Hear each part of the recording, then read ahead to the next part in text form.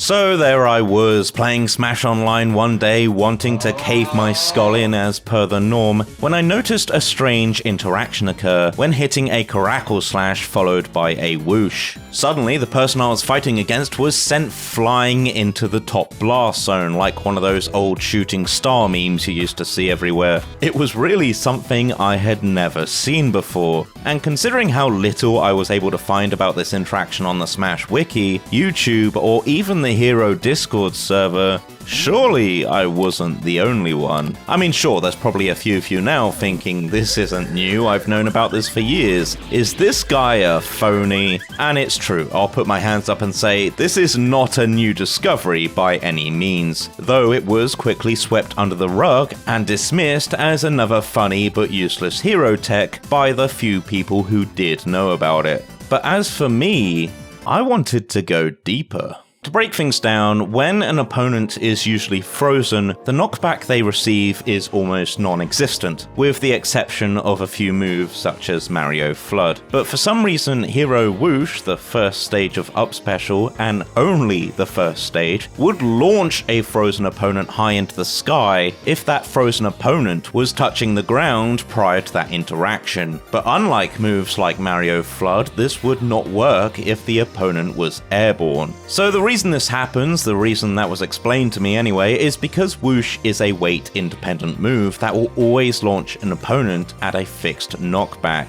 You can see this when using the move normally as an out-of-shield option, even at 0. And apparently when someone is frozen, these sort of moves ignore the knockback reduction that's supposed to occur. There's other moves like this, sure, but usually they were reserved for multi-hits to help link into the final blow. But when I did test with other exceptions, I couldn't get the same results as Hero Woosh, with the opponent either instantly falling out or receiving little to no knockback. So despite the fact I was told this tech only worked because of the properties of these set knockback moves, I could only get this to work with Hero Woosh. Despite this, I continued testing, and eventually a question popped into my head. What if this interaction could take a stock?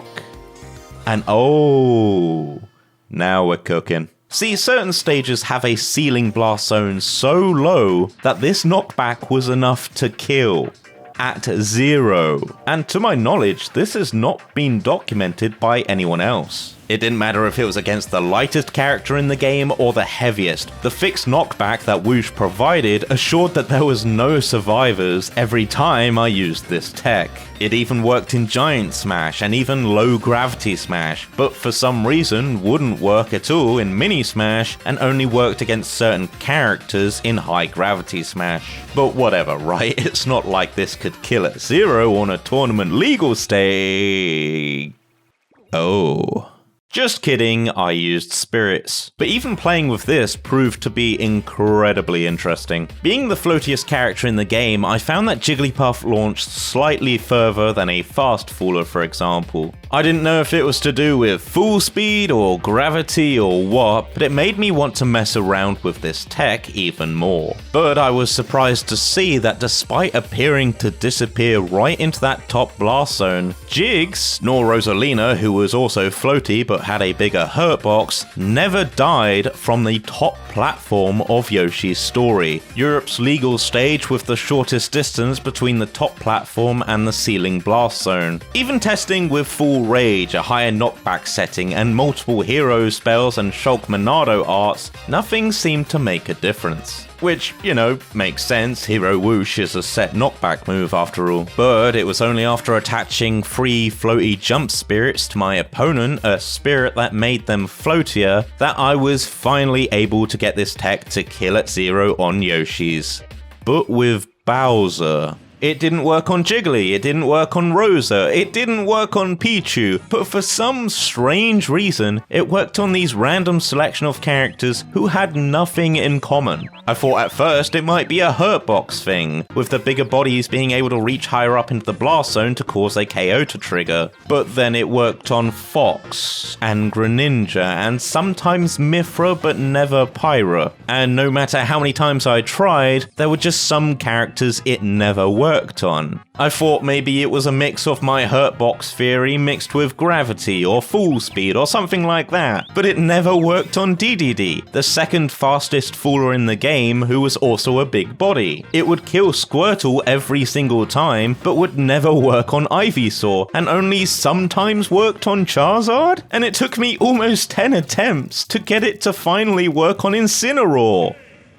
So yeah, I won't lie, at this point I was kinda going crazy. The further down the rabbit hole I went, the less I understood. But despite my growing insanity, I made the correct call on then trying it on another stage, which it had previously not worked on, in one last attempt to make sense of everything. And it worked. And on top of that, it worked on a bunch more characters. Pichu, DDD, Cloud, but only sometimes. It didn't seem to want to work reliably on anyone. And through all this, all I was focusing on was why I still couldn't get it to work on Jiggly, until something clicked.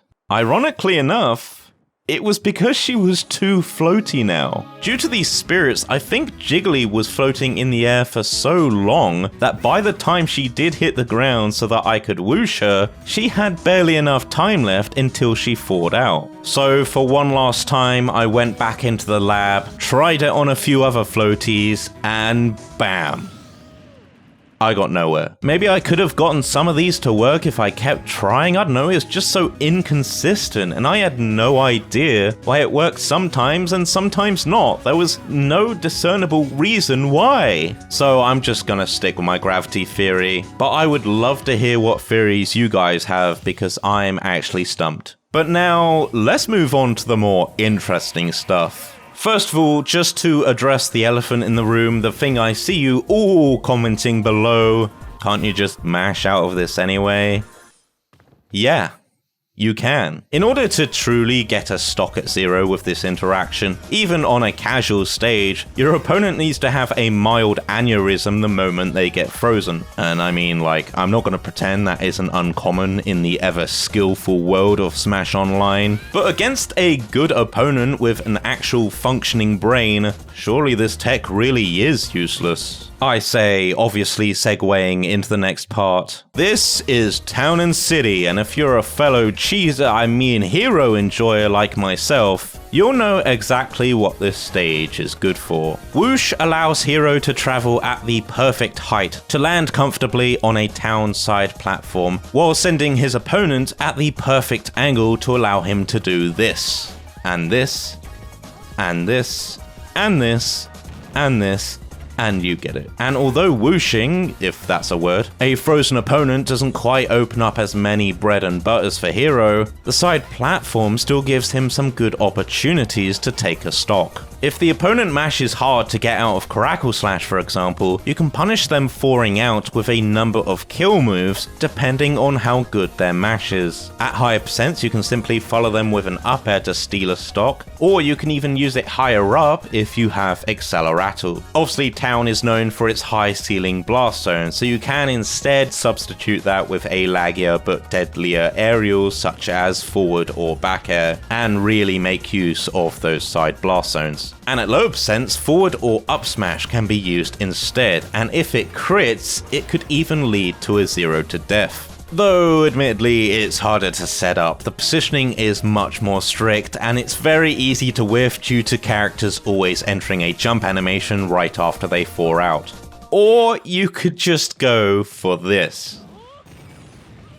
Not only is Kafriz much more lenient to line up due to it being a massive projectile that also helps thaw frozen opponents, but this setup can kill lightweight characters at 0 if their mash isn't great. And if it is, just do it at a later percent and you can still seal a very early stock. On top of that, I think it goes without saying how much easier it is to set this up over hoping and praying that you guess the exact moment your opponent falls out of the ice. Plus, you don't have to worry about getting lucky and getting a crit like you would with out of shield whoosh into forward or up smash, for example. And the other obvious cherry on top being that Karackle Slash is massive. It has a hitbox that can hit under the ledge if it wants to, so fishing for this kill confirm is actually much more practical in my opinion. Rather than standing under a townside platform in shield waiting for someone to jump into you, like that's not the most obvious setup ever. But with that being said, executing this kill confirm is admittedly very situational, with you basically needing to hover over karackle slash or keep fishing for it on the right stage, against the right character, in the right position, while the town platforms are still there. And that's if you know how good your opponent is at mashing out of the ice, or if you have enough MP to even use Kufriz. I spent longer than I would like to admit fishing for this online, and when I did eventually get it to work, the Mewtwo just fell out of the Kufriz and part of me died inside. Point is, it's hard and there's definitely more optimal things to go for even when using this tech, and I hope maybe even one of you watching can think of something crazy for yourself. If you do, comment below or tag me on Twitter so I can see what you cooked. But until then, I'm NintenDan, thanks for watching, subscribe and hit the bell, and Ban Hero 2 is on hold until I get a good clip of this. Okay, bye!